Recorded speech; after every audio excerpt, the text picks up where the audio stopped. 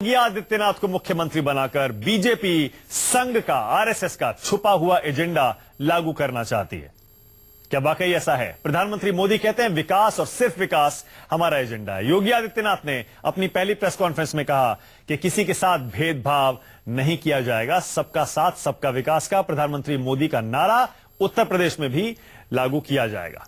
चलिए, बहस क्यों शुरू हुई है यह भी आपको जल्दी से सुनवा देते हैं। कैसे विपक्ष ने आज योगी आदित्यनाथ को मुख्यमंत्री बनाए जाने पर ही सवाल खड़े किए हैं, जरा सुनिए। सबसे बड़ा सवाल में आज बीजेपी से मेरे साथ प्रेम शुक्ला हैं, कांग्रेस से मेरे साथ प्रेमचंद मिश्रा हैं, मेरे साथ बहुजन समाज पार्टी के सपोर्टर मौलाना अंसार रजा और विश्व हिंदू परिषद से बीएल तिवारी जुड़ रहे हैं। आप सभी का बहुत बहुत स्वागत है। बीएल तिवारी, दिग्विजय, माफ करिए, पहले मैं प्रेम शुक्ला आपके पास आ रहा हूं, तिवारी जी आपके पास भी आता हूं। प्रेम शुक्ला जी, दिग्विजय सिंह ने ट्वीट किया शपथ ग्रहण के बाद। दिग्विजय जी कह रहे हैं एक ही एजेंडा है बीजेपी का, 2019 में 2/3 बहुमत, संविधान संशोधन और हिंदू राष्ट्र का गठन। दिग्विजय जी कह रहे हैं विकास का मुखौटा उतर गया है, असली एजेंडा हिंदुत्व का सामने आ गया। प्रेम शुक्ला जवाब दीजिए। जी नहीं, दिग्विजय सिंह से आप इसके अलावा अपेक्षा भी क्या कर सकते हैं? विभाजनकारी नीतियां, अल्पसंख्यक तुष्टीकरण और बारंबार जो है राष्ट्रवादी विचारधारा को बदनाम करने का प्रयास, ये दिग्विजय सिंह जी के राष्ट्रीय करियर का मुझे लगता है यही उनका इतिहास रहा है। आदरणीय योगी आदित्यनाथ जी ने अपने पहले ही पत्रकार सम्मेलन में स्पष्ट कहा है कि सबका साथ सबका विकास यही हमारा एजेंडा है, आखिरी आदमी को न्याय दिलाना यही हमारा एजेंडा है और जो हमने चुनावी वादे किए हैं उनको पूरा करना ये हमारा संकल्प है। तो मुझे लगता है कि इसी पर काम करना, चूंकि वो चाहते हैं कि हम विकास का जो एजेंडा है उससे लोगों का जो है वो दृष्टि भटके और लोग जो है अनावश्यक जो तथ्य हैं, अनावश्यक जो बातें हैं, अनावश्यक जो आरोप हैं उस आरोप में उलझे। तो मुझे लगता है कि भारतीय जनता पार्टी जो है उनके विपक्ष के आरोपों को विनम्रता पूर्वक अस्वीकार करती है। ये इस तरह के आरोप 1996 में आदरणीय अटल बिहारी वाजपेयी जी पर भी आप 13 दिन की सरकार में संसद में लगाए जाते थे। आदरणीय मोदी जी के प्रधानमंत्री बनने का उनका जैसे ही प्रत्याशी उनको घोषित किया गया, तमाम तरह के आरोप लगाए गए कि देश विभाजित हो जाएगा, अल्पसंख्यक यहाँ सुरक्षित नहीं रहेंगे, तो हमारा जो है पड़ोसी देशों से संबंध बहुत बिगड़ जाएगा, मुस्लिम देश हमारा बहिष्कार कर देंगे। प्रेम शुक्ला जी, आरोप सीधा है, एक तो ये है कि हिंदुत्व का हिडन एजेंडा लागू करना है और दूसरा आरोप यह है प्रेम शुक्ला जी कि 2019 को ध्यान में रखते हुए योगी आदित्यनाथ का चेहरा आगे किया गया है जी, हिंदुओं को एकजुट करना है और 2019 का चुनाव जीतना है, ये असली प्लान है। देखिए हिंदुत्व जो जस्टिस जेएस वर्मा जो सुप्रीम कोर्ट के जस्टिस भी कॉन्स्टिट्यूशनल बेंच ने हिंदुत्व को जो है वो इस देश का सांस्कृतिक राष्ट्रवाद कहा है।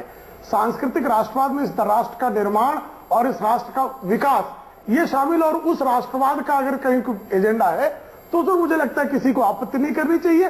दिग्विजय सिंह हिंदुत्व का क्या अर्थ समझते मैं नहीं जानता हूं, लेकिन जो सर्वोच्च न्यायालय जो अर्थ समझता है उस पर किसी को आपत्ति नहीं होनी चाहिए। अच्छा, मौलाना अंसार रजा, मायावती जी देखिए शपथ ग्रहण के बाद आते ही कह रही हैं कि असली एजेंडा आरएसएस का एजेंडा है और योगी आदित्यनाथ का चेहरा इसीलिए आगे किया गया है कि संघ का एजेंडा लागू करना है। बताइए, योगी आदित्यनाथ सबका साथ सबका विकास की बात कर रहे हैं, भरोसा दिला रहे हैं, लेकिन मायावती कह रही है एजेंडा कुछ और ही है, ऐसा क्यों?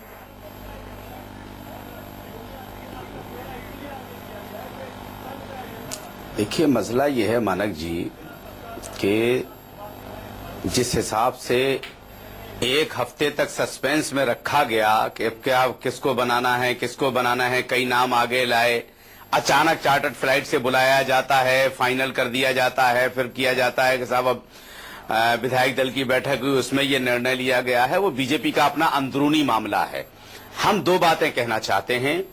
उत्तर प्रदेश की जनता के साथ बहुत बड़ा छल किया गया है, बहुत बड़ा धोखा किया गया है उत्तर प्रदेश की जनता के साथ, इसलिए कि 325 एमएलए चुनकर के आए हैं, मुख्यमंत्री से लेकर के डिप्टी चीफ मिनिस्टर तक कोई भी विधायक नहीं है उनमें, तीनों सेंट्रल गवर्नमेंट में हैं, मतलब तीनों एमपी हैं। कमाल की, मतलब एक तो विधायक भी नहीं है, तीनों को धोखा कैसे हो गया ये? अरे इतना ये धोखा कैसे हो गया? दूसरा, मोदी जी के चेहरे पर चुनाव जीती बीजेपी, यानी जनता ने मोदी जी पर भरोसा जताया, इसलिए हो। जब मोदी जी पे भरोसा जताया तो मोदी जी को मुख्यमंत्री बनना चाहिए था ना। अब बताइए, प्रेम शुक्ला जी जवाब देंगे क्या? नहीं, बताइए वाली क्या बात है इसमें? मौलाना अंसार रजा साहब, मुझे लगता है कि आपको स्मृति भ्रंश है। आप जिन सुश्री मायावती का समर्थन करते हैं, सुश्री मायावती अपने तमाम टर्म्स में एक बार भी एमएलए का चुनाव नहीं लड़ी है, तो उनको तो मुख्यमंत्री होना ही नहीं चाहिए था। इस आधार पर सुश्री मायावती जी ने 1995 से लेकर 2017 तक कब असेंबली का चुनाव लड़ा? कृपया अपना स्मृति याद करके बता दीजिए। वो सांसद रहती थी और जो है मुख्यमंत्री बनाई जाती थी। इस मापदंड पर तो सुश्री मायावती को मुख्यमंत्री नहीं बनाया जाना चाहिए था। प्रेम शुक्ला जी, यहाँ मसला चुनाव लड़ने का नहीं है, मसला यहाँ चुनाव लड़ने का नहीं है। प्रेम शुक्ला जी, मसला चुनाव लड़ने का नहीं है। मसला ये कि उत्तर प्रदेश की जनता ने जिस भरोसे से 325 एमएलए खड़े किए हैं, उन एमएलए में से लेकर के आते ना आप, और आपको इतना डर लग रहा था कि योगी जी संभाल नहीं पाएंगे। हिंदुस्तान का इतिहास बदल दिया आप लोगों ने, और दो डिप्टी सीएम दे दिया आपने, दो डिप्टी सीएम। आज तक हिंदुस्तान की तारीख में ऐसा नहीं हुआ। खिसियानी बिल्ली खम्मा आज तक हिंदुस्तान की तारीख में ऐसा हुआ कि दो चीफ मिनिस्टर, एक चीफ मिनिस्टर के पीछे दो डिप्टी चीफ मिनिस्टर। नोचने पर हमको कोई अचंभा नहीं है। अरे साहब, खम्मा नोचने पर हमको कोई अचंभा नहीं है। हमको पता है कि आप खम्बा नोचने वाली बात नहीं है प्रेम शुक्ला जी। खम्बा तो 2019 में नोचा जाएगा, वो कैसे नोचा जाएगा वो तो वोटर बताएगा ना उत्तर प्रदेश का। नोच रहा नहीं, वो भी आएगा, वो भी दिन आएगा। आप इतना नोच ले रहे थे ना अभी चुनाव में, नोच लिया ना।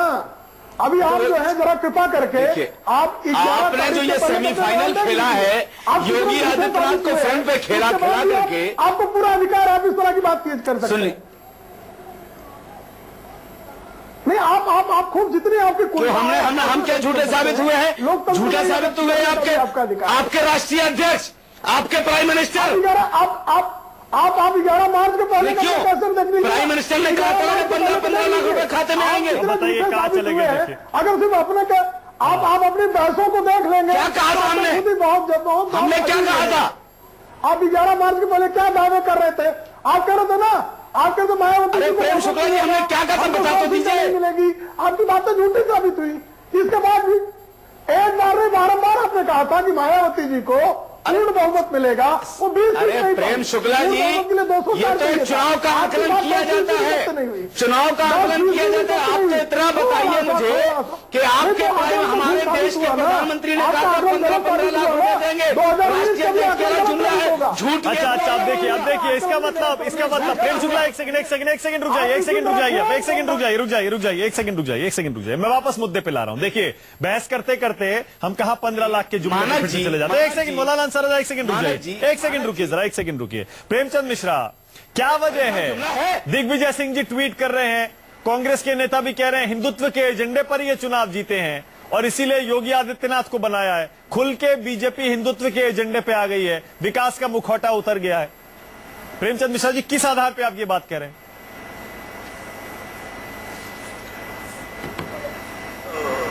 नहीं, हम ऐसा नहीं कुछ कह रहे हैं।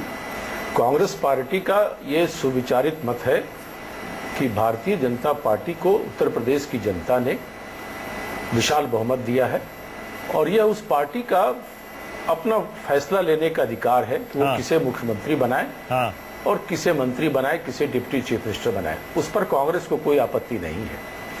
और भारतीय जनता पार्टी की सरकार अगर बनी है तो अगर किसी को ये भ्रम है कि वो आरएसएस के एजेंडा या बीजेपी के एजेंडा पे नहीं चलेगी, तो मैं समझता हूँ इस तरह के भ्रम में, इसमें किसी को भ्रम में रहने की आवश्यकता नहीं है। प्रेमचंद मिश्रा जी, पार्टी के हैं, जिस विचारधारा के हैं, प्रेमचंद जी, विचारधारा को सामने रखकर काम करें। प्रेमचंद जी, एक बात बताएं, ऐसा लग रहा है प्रेमचंद जी, ऐसा लग रहा है प्रेमचंद जी, आपने सबक ले लिया है, आपकी पार्टी ने सबक ले लिया, हिंदुत्व के एजेंडे पर बीजेपी को अटैक करने से नुकसान ही होना है, इसीलिए आपने कहा कि योगी आदित्यनाथ पर हमें कुछ नहीं। मुझे कहने दीजिए, मुझे कहने तो दीजिए ना, आप कहने नहीं दे रहे हैं।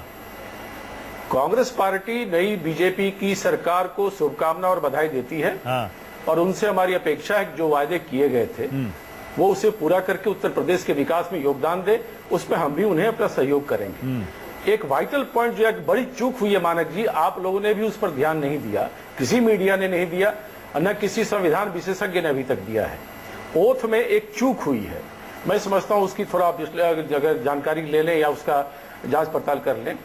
पहली बार ऐसा हुआ है कि डिप्टी चीफ मिनिस्टर के नाम से ओथ हुआ। सही कह रहे हैं, सही कह रहे हैं, ओथ एज ए मिनिस्टर वो आप सही कह रहे हैं। और बाद में नहीं, वो मुद्दा है प्रेमचंद जी, सीएम कर देते हैं। प्रेमचंद जी, उस पर चर्चा होगी, गलती उस पर चर्चा होगी। हाँ, सही कह रहे हैं आप, क्योंकि संविधान में दोनों डिप्टी चीफ मिनिस्टर को पद का दोनों कोई चीफ जिक्र नहीं मिनिस्टर है। को एज ए मिनिस्टर आप सही ओथ कह रहे लेना हैं होगा। प्रेमचंद जी, लेकिन मैं कह रहा हूं प्रेमचंद जी, मुद्दे पे आ जाइए। ये ठीक है, ये मुद्दा है, बहस का मुद्दा आज ये नहीं है। मैं ये कह रहा हूं उनको आप फिर से ओथ लेना हिंदुत्व के पड़ेगा एजेंडे पर आप जितने अग्रेसिव थे, ऐसा तो नहीं यूपी उत्तराखंड में हार के बाद आपने सबक ले लिया है कि हिंदुत्व के एजेंडे पर और विकास के एजेंडे पर मिलकर मोदी जी ने और बीजेपी ने ऐसा फॉर्मूला तैयार किया है कि आपके पास उसका कोई तोड़ नहीं है, इसीलिए आप बैकफुट पर चले गए। आप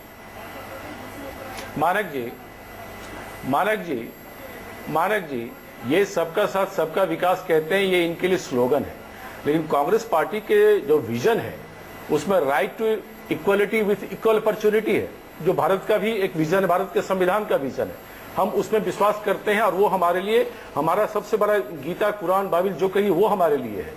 तो मैं समझता हूं कांग्रेस पार्टी एकमात्र ऐसी पार्टी है जो समाज के सभी वर्गों के हितों की बात करती है। हाँ। और उसी वजह से हम अभी पिछड़ भी रहे हैं कि लोग हमसे अपेक्षा करते होंगे कि एक वर्ग की बात क्यों नहीं करता है। अच्छा, देखिए एक सेकंड प्रेमचंद जी, एक सेकंड रुकिएगा जरा, एक सेकंड। इंपॉर्टेंट खबर है, बड़ी अहम खबर है, अहम खबर है, क्योंकि योगी आदित्यनाथ अब सीएम बन चुके हैं। मौलाना अंसार आप भी सुनिएगा, योगी आदित्यनाथ ने आते ही अपने नेताओं से कह दिया, अनाप शनाप बयान कोई नहीं देगा, 15 दिन में सारे मंत्रियों को अपनी संपत्ति का हिसाब देना होगा।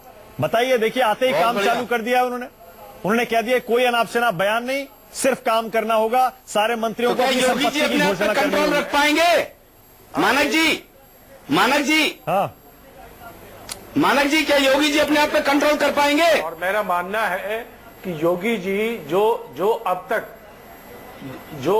देखिए, हम इस सरकार को समय देना चाहते हैं। वो जो अब तक जो योगी जी कहते रहे हैं, उसके बाद अगर उनके काम करने की शैली में जब बदलाव होगी, हाँ। तो निश्चित तौर पे लोग उसको मानेंगे कि तिवारी, अपने कार्यशैली तिवारी को जी, बदला है, और निश्चित तौर पे हम उन्हें कंस्ट्रक्टिव सपोर्ट भी करेंगे। हाँ, अगर तिवारी जी, जो वायदे किए हैं। हाँ, तिवारी जी देख लीजिए, मैं मानिक जी फिर कह रहा हूं, दोनों डिप्टी चीफ मिनिस्टर को फिर से एज ए मिनिस्टर ओथ कराना चाहिए। हाँ, ठीक है, इससे पहले उनका कैबिनेट में जाना अनुचित होगा। ठीक है प्रेमचंद जी, ये मुद्दा है प्रेमचंद जी, जरूर इस पर बातें होगी। तिवारी जी देख लीजिए, योगी आदित्यनाथ कह रहे हैं अनाप शनाप बयान देना सब लोग बंद करें। ऐसा लग रहा है कि प्रवीण तोगड़िया ने थोड़ी देर पहले जो कहा, थोड़ी देर पहले ही शपथ ग्रहण के बाद, कि मंदिर बनाना चाहिए और हिंदू एजेंडा जिसके बारे में जिक्र आप बार बार करते हैं, इसका मतलब देख लीजिए योगी आदित्यनाथ उस एजेंडे पर चलने वाले हैं नहीं।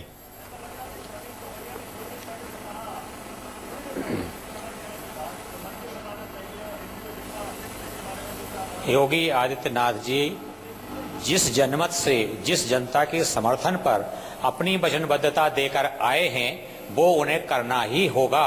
इससे पीछे हटने का कोई कारण नहीं बनता है।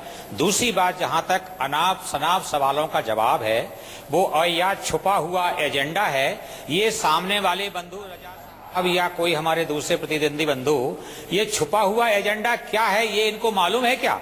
हमको तो नहीं मालूम क्या छुपा हुआ एजेंडा है। खुला हुआ है, खुला संकल्प पत्र है और खुली सरकार है। ये छुपा हुआ एजेंडा किस प्रकार से भ्रमित करके लोगों को और गोलमोल अपराध की श्रेणी में खड़ा करने की कोशिश कर रहे हैं, ये क्या स्थिति है? कौन सा छुपा हुआ एजेंडा है? और जहां तक दिग्विजय सिंह का सवाल है, पंडित जी ये सबको पता है, आपको मालूम है, सबको पता है कि आपको मालूम है मिश्रा जी, आपको मालूम है? हाँ मालूम है। हाँ, तो आपको मालूम है, मैं पूछ रहा हूँ, आपको मालूम है क्या? आप उसमें से 2 सेंटेंस बता दीजिए कि ये वो छुपा हुआ एजेंडा है। अरे हमें पता है, हम खोल देंगे। ये देश अरे भाई आपको बता दीजिए, मैं तो आपसे सुनना चाहता हूँ, छुपा हुआ एजेंडा आपने कहा है तो बताइए ना कुछ। अरे मैं कहा ना, ये पूरे देश को पता है कि भारतीय जनता पार्टी आरएसएस अरे मैं आपसे पूछ रहा हूँ, आप मुझे बता दीजिए कि वो ये छुपा हुआ एजेंडा है। बहस मत करिए, बहस इस पर करिए। सुनिए, किसी को पता नहीं है, ये केवल सुनिए, आपने पहला वादा खिलाफी आज किया। प्रधानमंत्री ने कहा था कि जब हमारी सरकार बनेगी, सुनिए प्रपंच की बातों सुनिए ना, सुनिए, प्रधानमंत्री जी ने उत्तर प्रदेश की जनता से यह वादा किया था कि पहले कैबिनेट में किसानों की कर्जे माफ की घोषणा की जाएगी। आज पहले कैबिनेट में आपने उस पर कोई चर्चा ही नहीं किया, तो आपके शुरुआत ही वादा खिलाफी से हो गया है। कांग्रेस चाहती है कि आप उन वादों पर अमल करिए जिन वादों पर आपको यूपी की जनता ने वोट दिया है। मैं तो वो कह रहा हूं, आप उससे अपने आप को अलग मत करिए। जनता ने अपार बहुमत दिया है, तो जो वादे आपने किए उसे पूरा करिए। आज कैबिनेट की मीटिंग हुई, क्या आपने किसानों की कर्जा माफी पर कोई चर्चा किया? प्रधानमंत्री ने, आपके प्रधानमंत्री ने दिया नहीं कि छुपा हुआ एजेंडा क्या है वो कर्जा माफी। देखिए मिश्रा जी सुन लीजिए, ये सब कर्जा अब आप खाली एजेंडे पे ही डिबेट करवाएंगे क्या? नीति दोष है, बता दीजिए छुपा हुआ एजेंडा क्या है? नीति दोष है कि नीति दोष है? कर्जा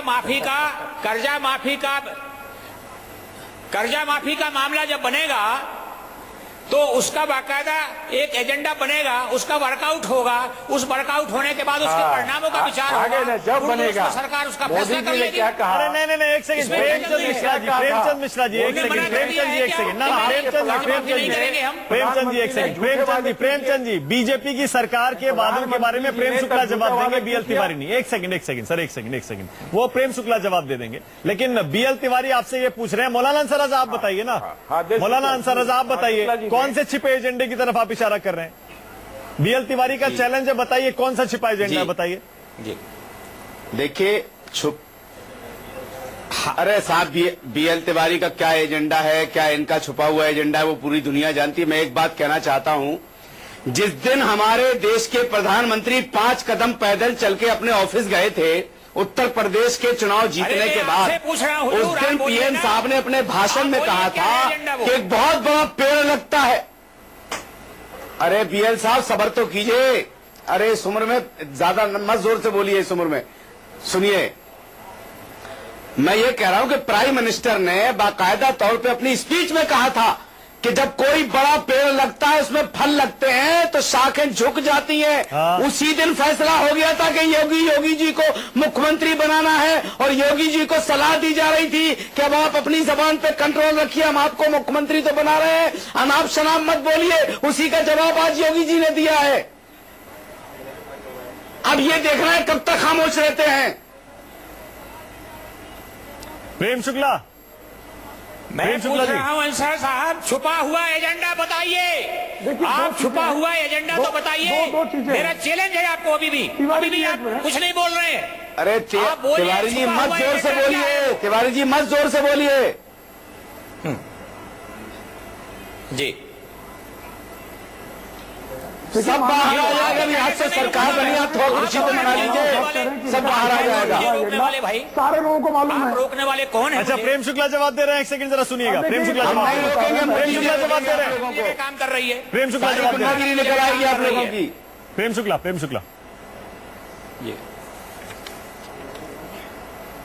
देखिए, एक तरफ मौलाना साहब कह रहे हैं कि छिपा हुआ एजेंडा पूरी दुनिया को पता है। पूरी दुनिया को तो छिपा कैसे है? दरअसल इनके पास छिपा हुआ एजेंडा की एक इन्होंने उक्ति तलाश रखी है, 20 सालों से उसको पटक रहे हैं, उसमें से कुछ निकल नहीं रहा है। भारतीय जनता पार्टी का बहुत स्पष्ट संकल्प पत्र है और संकल्प पत्र को पूरा किया जाना है। प्रेमचंद मिश्रा जी कृपया जान लें कि आज की जो कैबिनेट की बैठक थी सिर्फ कैबिनेट मंत्रियों की औपचारिक परिचय की बैठक थी, और मुख्यमंत्री जी ने साफ शब्दों में कहा है कि हमने संकल्प पत्र में जो भी संकल्प लिया है समग्र संकल्पों को पूर्ण करना काम करेंगे, इसलिए थोड़ा इंतजार कर लीजिए। आपने 70 सालों से जो है गरीबी हटाओ का नारा दिया, गरीब बढ़ा दिया, गरीबों को हटा दिया। जो पैसा प्रेम शुक्ला, गरीबों का तो प्रेम शुक्ला अच्छा आप बताइए मुझे, जमा करा लिया। देश जानता है थोड़ा सा, ठीक है। प्रेम शुक्ला जी आप बताइए मुझे, निश्चित तौर पर किसानों की कर्ज मुक्ति होगी, बिजली लोगों को पहुंचोगी, सड़क बनेगी, कानून एवं व्यवस्था की स्थिति सुधरेगी, विकास हमारा त्रिसूत्र है। हम उत्तर प्रदेश को उत्तम प्रदेश बनाएंगे। सुनिए ना। अच्छा प्रेम शुक्ला एक सेकंड, प्रेमचंद जी एक सेकंड रुक जाइए, प्रेमचंद जी एक सेकंड जरा, एक सेकंड प्रेमचंद जी एक सेकंड, प्रेमचंद जी एक सेकंड, प्रेम शुक्ला जरा आप बताइएगा। प्रेम शुक्ला आपके हिसाब से प्रकट होती है। प्रेम शुक्ला आपके हिसाब से क्या बीजेपी ने जो फॉर्मूला बनाया हिंदुत्व और विकास का, इसकी कोई तोड़, इसकी कोई काट क्या विपक्ष निकाल नहीं पा रहा है क्या? जी, हिंदुत्व और विकास एक दूसरे के परे होना चाहिए। जो सांस्कृतिक राष्ट्रवाद का उन्नयन होता है तो उसमें विकास उसकी स्वाभाविक प्रक्रिया है। बिना विकास के सांस्कृतिक राष्ट्रवाद का वैश्विक विस्तार कैसे होगा? तो विकास तो आवश्यक है। विकास उसी एक ही सिक्के के दो पहलू हैं, और हम जो है निश्चित तौर पर उत्तर प्रदेश में सबका साथ सबका विकास और उत्तर प्रदेश को विकास की नई ऊंचाइयों पर ले जाएंगे। मैं फिर देखिए, जो उत्तर प्रदेश की बेहाली थी, बदहाली थी, जिस तरह से उत्तर प्रदेश को जो है एक जमाने में 1947 में उत्तर प्रदेश देश की सकल राष्ट्रीय उत्पाद में सबसे बड़ा योगदान करता था, आज हम निचले पायदान पर चले गए। उत्तर प्रदेश के हम लोग जो है पीढ़ी दर पीढ़ी जब जाके मुंबई या दिल्ली में जो है दिहाड़ी मजदूरी करने को मजबूर होते हैं, और जब राहुल गांधी जैसा कच्चा व्यक्ति उत्तर प्रदेश लोगों को भिखमंगा कहता है, तो हमको जो पीड़ा होती है उस पीड़ा से इस प्रदेश को मुक्त करना ये हमारा संकल्प है और पूरा करेंगे। प्रेमचंद जी, अब देखिए, मैं फिर वही आपसे सवाल पूछ रहा हूं, आप जवाब नहीं दे रहे। अभी तक आप योगी आदित्यनाथ और बीजेपी के तमाम जितने भी बड़े बड़े नेता इस तरह के जहर वाले बयान देते थे, आप उनको अटैक करते थे, लेकिन आप योगी आदित्यनाथ पर हमला करने से बच रहे हैं। आप, इसका मतलब यही है कि बीजेपी के हिंदुत्व के इस एजेंडे की तोड़ आपके पास नहीं है। अभी आपको लग रहा बैकफायर ही करेगा। अगर ये आपकी व्याख्या है, कोई व्यक्ति आज मुख्यमंत्री का ओथ लिया है और उसे बहुमत मिला है, तो जो वायदे किए गए थे हम उसका इंतजार कर रहे हैं। दिग्विजय सिंह कह रहे हैं हिडन एजेंडा है को लेकर ये सरकार कितने हिंदू राष्ट्र बनाना है। अगर इन्होंने जनता नहीं सुनिए ना, जो अब सुन लीजिए ना, आप शुक्ला जी को बीच में नहीं टोकते हैं, मिश्रा जी को टोकते हैं। मुझे नहीं, ऐसा नहीं। जो इन्होंने वायदे किए, अभी शुक्ला जी बोल रहे थे ना कि प्रधानमंत्री या जो भी वादे किए पूरा करेंगे। सुनिए, प्रधानमंत्री ने हर सभा में कहा, जब पुराने तस्वीर आप निकालेंगे तो शुक्ला जी शर्मिंदा हो जाएंगे। मोदी जी ने हर सभा में कहा कि पहले ही कैबिनेट में बैठेंगे और किसानों की कर्जा माफी किया जाएगा। आज 85,000 करोड़ रुपए का कर्ज है पीएसयू बैंकों का। आज लोगों को उम्मीद थी कि आज ही खुशखबरी मिलेगी, वो नहीं मिली। मानव जी, हाँ, मौलाना सराजा कुछ बोल रहे हैं, फिर उसमें सीमांत मझोले क्या क्या करेंगे। मेरा मानना है कि सरकार को कुछ समय हम लोग देंगे। हाँ। अगर आप अच्छा काम करते हैं तो हमारा रचनात्मक सहयोग उत्तर प्रदेश के विकास के लिए आपको मिलेगा। अगर आपने वादा खिलाफी करना शुरू किया तो फिर हम आवाज भी उठाएंगे। उठाना चाहिए, पक्ष की नेता। बिल्कुल सही है मौलाना सराजा। बिल्कुल, मैं ये कह रहा हूं, देखिए एक बहुत क्लियर लाइन है हमारी। मैं तकरीबन 10 साल से इस बात को कहता चला रहा हूं कि जिस आदमी के पास दिग्विजय सिंह के जैसा दोस्त है उसे किसी दुश्मन की जरूरत नहीं है। एक बात, दिग्विजय सिंह साहब इतनी बड़ी शख्सियत है, वो कह रहे हिंदू एजेंडा लाना चाह रही है, आप तो खुद उसमें बैकग्राउंड से मदद कर रहे हैं, आप बेवकूफ बना रहे हैं लोगों को। कांग्रेस ने आगे कर दिया कि तुम इस तरह से करो ताकि हिंदू मुत्तहिद हो जाए, वरना दिग्विजय सिंह इस तरह की भाषा दे दिग्विजय सिंह की जबान से। तो आप भी तो वही कह रहे हैं, बात है। आप भी तो हिडन एजेंडा बोल रहे हैं, छुपा हुआ एजेंडा। अंदरूनी तौर पर बीजेपी की आप भी तो बता नहीं पा रहे कौन सा हिडन एजेंडा है, छुपा हुआ एजेंडा। तिवारी जी पूछ के थक गए आपसे, चैलेंज दे रहे हैं, बताइए कौन सा छुपा एजेंडा है। हमने कुछ, अरे तो तिवारी जी हमसे पूछ रहे हैं, बीजेपी से पूछे ना। तिवारी जी हमसे पूछ रहे हैं। आपने कहा उत्तर प्रदेश की जनता के साथ धोखा हुआ। आपने कहा योगी आदित्यनाथ को सीएम बनाकर बीजेपी ने जनता के साथ धोखा किया। धोखा हुआ है, बिल्कुल। उसमें क्या है, कैसे हुआ धोखा, बताइए फिर कौन सा छुपा एजेंडा है। मुख्यमंत्री बनने पर आपको भी समझ में आ गया, हिंदुत्व के एजेंडे पर बीजेपी पर हमला करने से नुकसान हो रहा। कितने लोग पुरुष हैं करके। मानव जी माफी चाहता हूं, मानव जी माफी चाहता हूं। अगर योगी आदित्यनाथ बीजेपी की नजर में इतने लोग पुरुष थे तो बार बार कहा जाता सीएम घोषित करो। क्यों नहीं योगी के नाम पे आपने वोट मांगे, क्यों मोदी जी के नाम पे वोट मांगे? जवाब देंगे बीएल तिवारी, पहले आप देंगे क्या? अच्छा रहता बीएल तिवारी अगर पहले ही योगी आदित्यनाथ को सामने कर देते, बाद में आगे लाने के बजाय। इसमें बिल्कुल इसमें एक राष्ट्रीय नेतृत्व की जिम्मेवारी की वहन करने वाले व्यक्तित्व ने एक ऐतिहासिक महत्व के रूप में अगर उन्होंने अपनी वचनबद्धता देकर के जनमत मांगा है तो उसमें गलत क्या है? वो जनता ने उसको स्वीकार करके जनमत दिया भी है। तो रजा साहब जैसे लोग क्या कर रहे हैं, इनका क्या औचित्य क्या है, इनकी स्थिति क्या है, इनका पैमाइश क्या है, इनका वजन क्या है, किस बात पर ये चर्चा बात कर रहे हैं? इनकी बात का कोई महत्व ही नहीं है और ये ना जवाब देने लायक हैं। इनको किसी बात का ना जवाब पूछना चाहिए और ना जवाब देना चाहिए, इनका कोई आधार नहीं है। अरे नहीं ऐसे तो कैसे?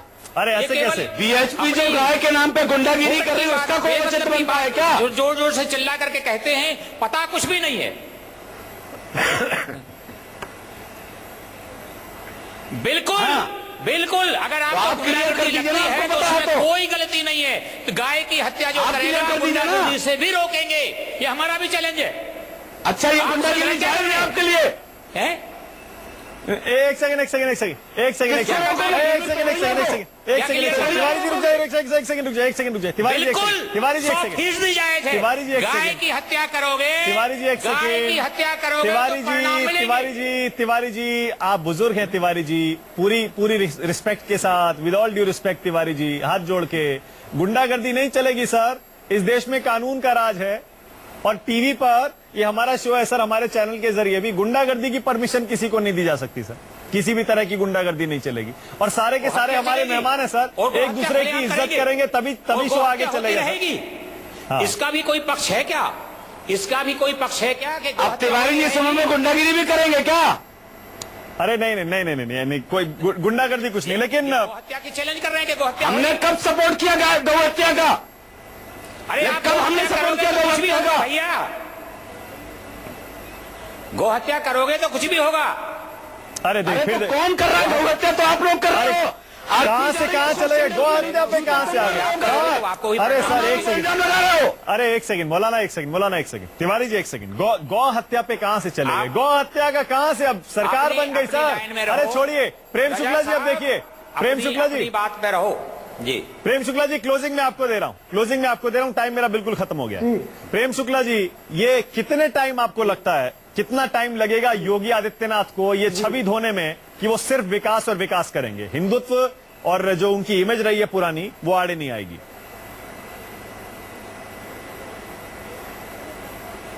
निश्चित तौर पर वो देखिए, उनकी इमेज अनावश्यक पेंट की गई है।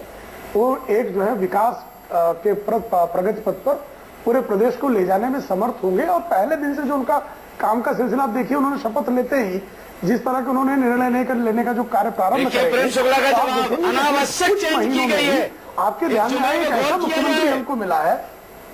नहीं, अनावश्यक पेंट की गई है, अनावश्यक। और मौलाना साहब मुझे जो है प्रेम शुक्ला बस मैं ये कहकर शो खत्म करूंगा। आप कह रहे हैं अनावश्यक उनकी छवि बनाई गई है, मैं सिर्फ ये कहकर शो खत्म करूंगा कि जो बयान अब से पहले उन्होंने दिए हैं पिछले 5, 7, 10, 12, 15 साल में, वो उनके मुंह से जबरदस्ती उगलवाए नहीं गए थे, उन्होंने खुद दिए थे, अपनी मर्जी से दिए थे। बहुत बहुत शुक्रिया सबसे बड़ा सवाल में आने के लिए प्रेम शुक्ला, मौलाना अंसार रजा, प्रेमचंद मिश्रा और BL तिवारी, बहुत बहुत शुक्रिया।